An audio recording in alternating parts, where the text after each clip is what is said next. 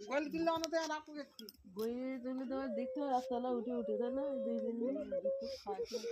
নতুন গরুর বাছুর তাই তো? তো দাদু ভালো থাকলি ও নিতার লাগতো এসে সইদে সইদে দাঁড়াচ্ছে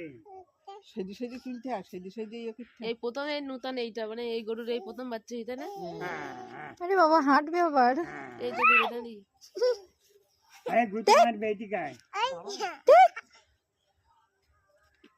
মেলা গিলা যাইতা দে ভালো হচ্ছে বাজুন মেলা কবে